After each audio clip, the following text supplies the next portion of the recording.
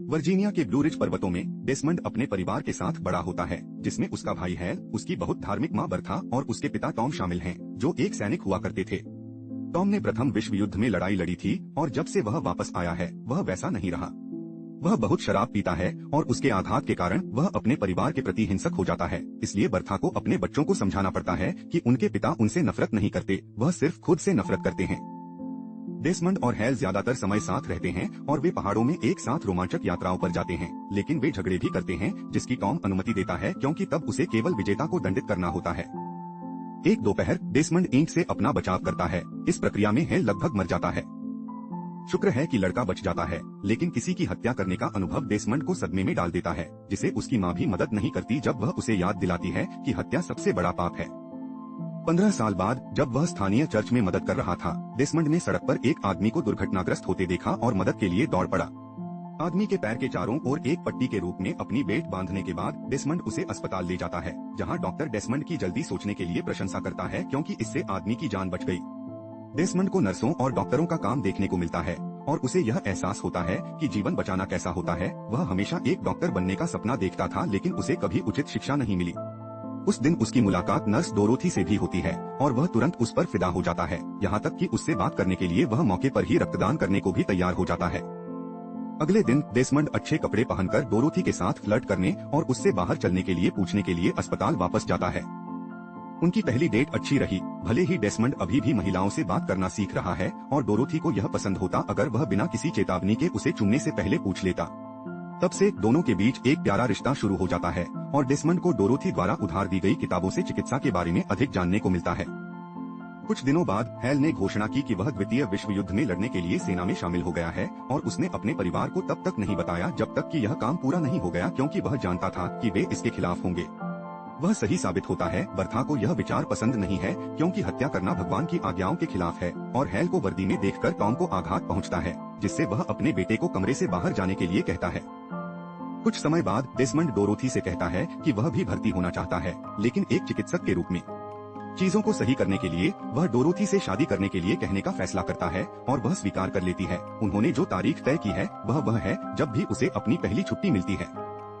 इसके बाद Desmond Tom से बात करने जाता है, जो कब्रिस्तान में युद्ध में मारे गए अपने सबसे अच्छे दोस्तों की कब्रों पर जा रहा है। वे कितने मूर्ख थे। इस बारे में चिल्लाने के बाद टॉम कहता है कि वह अपने बेटों को भी दफनाना नहीं चाहता है और डेसमंड के केवल अपने विश्वासों के साथ जीवित रहने में सक्षम होने की अपनी आशा की कमी व्यक्त करता है।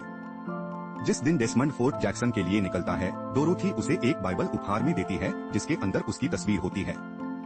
एक बार जब वह किले में पहुंचता है, डेसमंड अपने सभी साथी निजी लोगों से मिलता है, जिसमें स्मिटी भी शामिल है, जो चाकू से खेलते हुए उसे बीनपोल कहता है। उनका नियुक्त सार्जेंट हॉवेल है, जो चिल्लाते हुए आकर सबको आश्चर्यचकित कर देता है, जिससे स्मिटी अपने पैर पर चाकू गिरा देता है और दूसरे निजी को कपड़े पहनने का समय नहीं देता। हॉवेल एक स्टीरियोटाइपिकल सार्जेंट है जो हर किसी पर चिल्लाता है और उनकी दिखावट को लेकर उनका अपमान करता है, जिसे डेसमंड काफी मनोरंजक पाता है। सार्जेंट स्मिटी के पैर से चाकू तब तक नहीं निकालता जब तक वह चिल्लाना बंद नहीं कर देता और समय पर कपड़े न पहनने की सजा के तौर पर नग्न सैनिक को बिना कपड़ों के प्रशिक्षण शुरू करवा देता है। डेसमंड के प्रशिक्षण के दौरान उसकी गांठें गड़बड़ा जाती हैं, लेकिन पहाड़ों में अपने जीवन के कारण वह बाधा कोर्स में उत्कृष्टता हासिल करता है। असली समस्या तब आती है जब हथियार संभालना अगला कदम होता है और वह राइफल पकड़ने से इनकार कर देता है। हॉवेल डेसमंड को कैप्टन ग्लोवर से मिलने उनके कार्यालय ले जाता है, जहां डेसमंड बताता है कि उसे बताया गया था कि उसे हथियार उठाने की जरूरत नहीं है और उसे राइफल कंपनी में नहीं भेजा जाना चाहिए क्योंकि वह एक कर्तव्यनिष्ठ आपत्ति करता है, हालांकि वह इसे एक कर्तव्यनिष्ठ सहयोगी के रूप में अधिक देखता है।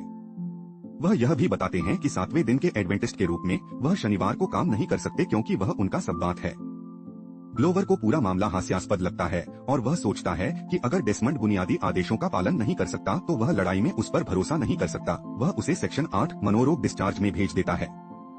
इसके बाद हॉवेल अन्य निजी लोगों को डेसमंड के बारे में सबसे अधिक अपमानजनक तरीके से बताता है कि वह एक आपत्ति करता है और यह बताता है कि युद्ध में उस पर निर्भर नहीं किया जा सकता है। शाम को सोने से पहले स्मिटी डेसमंड की बाइबल ले लेता है और उसे मारने के लिए उकसाने की कोशिश करता है, लेकिन डेसमंड कोई प्रतिक्रिया नहीं करता है और कृपया कहने के बाद अपनी बाइबल वापस ले लेता है। अगले दिन डेसमंड अपने मानसिक मूल्यांकन से गुजरता है और समझाता है कि वह पवित्र आवाजें नहीं सुनता है। वह पूरी तरह से जानता है कि वह अलग है, लेकिन वह सिर्फ एक दृढ़ आस्तिक है, एक पागल व्यक्ति नहीं है। डॉक्टर इस निष्कर्ष पर पहुंचते हैं कि डेसमंड ठीक है और धारा 8 के लिए योग्य नहीं है, जिसका अर्थ है कि उसे कानूनी तौर पर लड़ाकू चिकित्सा के रूप में काम करने की अनुमति है, बशर्ते वह अपने प्रशिक्षण के अन्य सभी क्षेत्रों में अच्छा प्रदर्शन करे। ग्लोवर अभी भी उसे हटाना चाहता है, इसलिए वह हॉवेल को डेसमंड को बैरक में रखने का आदेश देता है। तब से डेसमंड शौचालय साफ करने जैसे कठिन काम करने में फंस गया है। हॉवेल ने डेसमंड के बिस्तर को भी लात मारकर गिरा दिया और सभी को सूचित किया कि उन्हें मुफ्त सप्ताहांत नहीं मिलेगा, जिसका अर्थ है कि यह डेसमंड की गलती है। इस वजह से जब रात होती है, डेसमंड को अन्य निजी लोगों द्वारा पीटा जाता है, जबकि स्मिटी को आश्चर्य होता है कि वह क्यों रुका हुआ है। अगली सुबह हॉवेल डेसमंड की काली और नीली हालत देखता है और ईमानदारी से उसे अपनी भलाई के लिए छोड़ने की सलाह देता है, लेकिन डेसमंड इनकार कर देता है। वह सार्जेंट को उन लोगों के नाम भी नहीं बताता जिन्होंने उसे पीटा था। वास्तव में वह यह भी स्वीकार नहीं करता कि उस पर हमला हुआ था और वह अपनी चोटों के लिए दुर्घटना को जिम्मेदार ठहराता है। जब यूनिट का प्रशिक्षण पूरा हो जाता है तो डेसमंड को छोड़कर सभी को छुट्टी पर भेज दिया जाता है, जिसे अवज्ञा के लिए गिरफ्तार कर लिया जाता है। डोरोथी को वेदी पर इंतजार करना पड़ता है, लेकिन उसे यकीन है कि कुछ हुआ होगा क्योंकि डेसमंड उसके साथ ऐसा कभी नहीं करेगा। अपने सेल में डेसमंड टूट जाता है, लेकिन जब ग्लोवर उसे देखने आता है तो वह शांत रहता है। कप्तान चाहता है कि वह अपना अपराध स्वीकार कर ले ताकि उसे बिना किसी आरोप के रिहा किया जा सके, लेकिन डेसमंड इस प्रस्ताव को ठुकरा देता है क्योंकि वह अपने विश्वास में दृढ़ है। इसके बाद डोरोथी उससे मिलने आती है, जो उससे घमंड करना बंद करने और राइफल प्रशिक्षण पास करने के लिए कहती है, जिसमें हत्या की आवश्यकता नहीं होती। डेसमंड अभी भी अपना मन नहीं बदलता है, इसलिए डोरोथी अपनी चिंताओं को साझा करने के लिए टॉम और बर्था को बुलाती है। उस रात बाद में डेसमंड को उस दिन के बुरे सपने आते हैं जब उसने अपने पिता का सामना किया था जब वह अपनी मां को पीट रहे थे और उसकी बंदूक छीनना कितना भयानक लगा था। अगले दिन टॉम अपनी पुरानी वर्दी और सभी पदक पहनकर किले में आता है और अपने पूर्व कमांडिंग ऑफिसर, जो अब ब्रिगेडियर जनरल है, से बात करने की मांग करता है। अपने कोर्ट मार्शियल में डेसमंड खुद को निर्दोष बताता है, लेकिन जब उसे सजा सुनाई जाने वाली होती है तो टॉम जबरदस्ती कोर्ट में घुस जाता है। वह ब्रिगेडियर जनरल का एक पत्र लाता है जिसमें सभी को याद दिलाया गया है कि कर्तव्यनिष्ठ आपत्तिकर्ता होने का अधिकार अमेरिकी संविधान द्वारा संरक्षित है, इसलिए कांग्रेस के साथ परेशानी से बचने के लिए मामला खारिज कर दिया जाता है और डेसमंड को लड़ाकू चिकित्सक के रूप में प्रशिक्षण शुरू करने की अनुमति दी जाती है।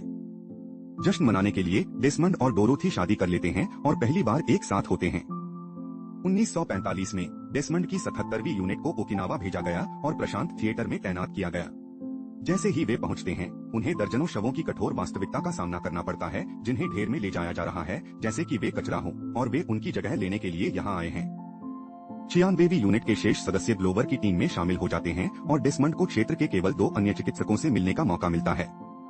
उन्हें माइडा एस्केर्पमेंट के बारे में भी सुनने को मिलता है, जिसे हैक्सॉ रिज के नाम से जाना जाता है। अमेरिकियों ने 6 बार इस पर चढ़ने की कोशिश की है, लेकिन जापानी सेना बिना किसी असफलता के उन्हें खदेड़ने में कामयाब रही है। दुश्मन जानबूझकर घायलों को निशाना बनाता है, इसलिए डेसमंड को अपने ऊपर अतिरिक्त ध्यान जाने से बचने के लिए अपना लाल क्रॉस उतारना पड़ता है। उसे एक नया हेलमेट भी दिया जाता है। कुछ दिनों बाद यूनिट हैक्सॉ रिज तक पहुंच जाती है। इसे लेना अविश्वसनीय रूप से महत्वपूर्ण है क्योंकि यह उन्हें ओकिनावा देगा, और ओकिनावा का मतलब जापान है।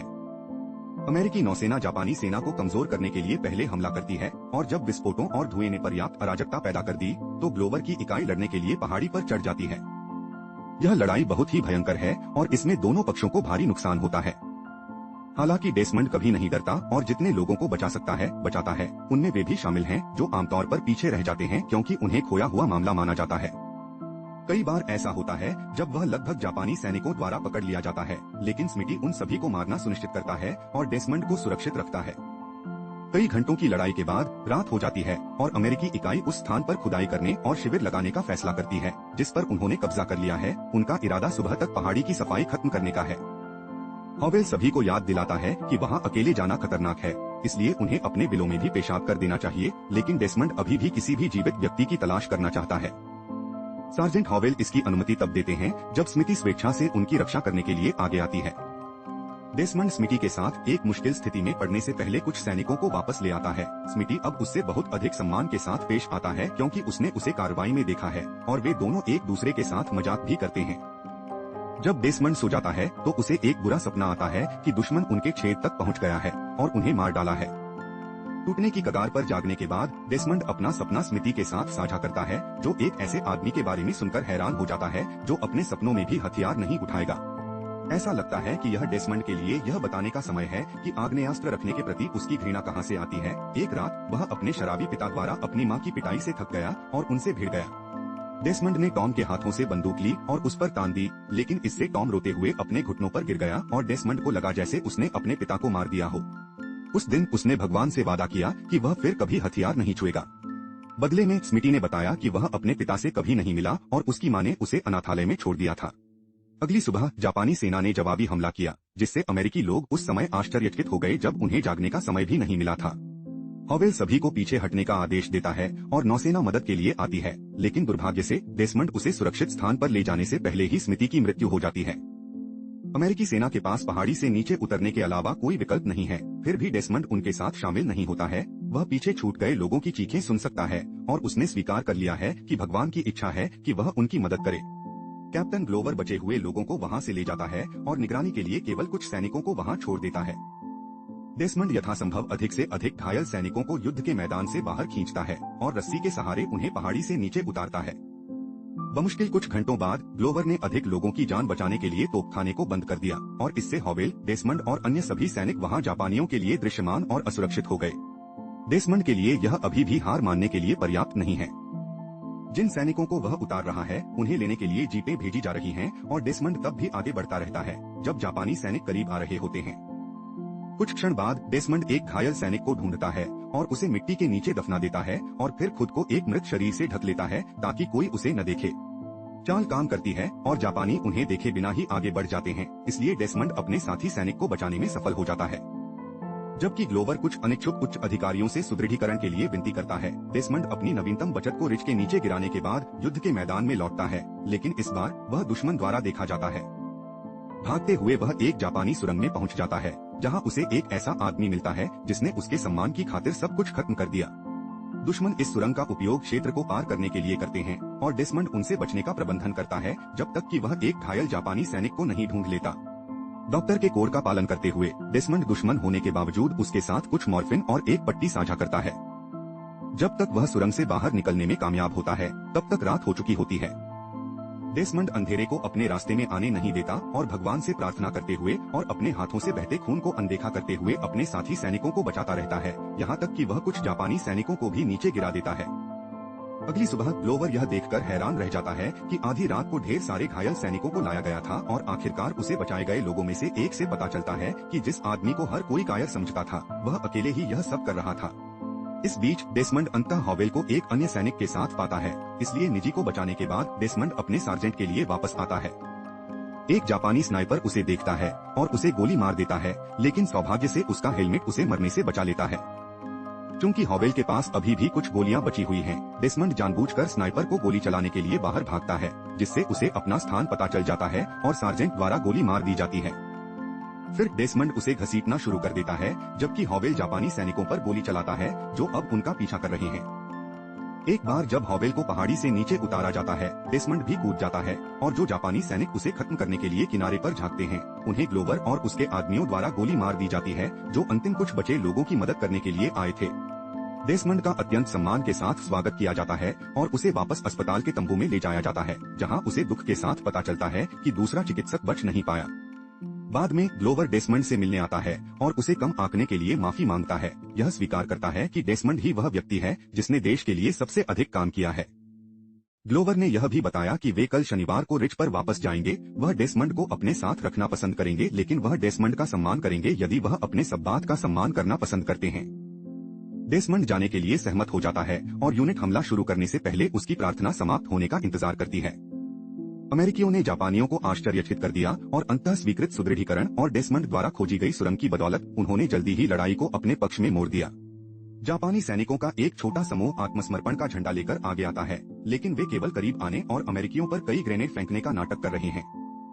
इन दुश्मन सैनिकों को तुरंत गोली मार दी जाती है, लेकिन डेसमंड तब भी घायल हो जाता है जब वह अपनी टीम को बचाने के लिए एक ग्रेनेड को नष्ट कर देता है।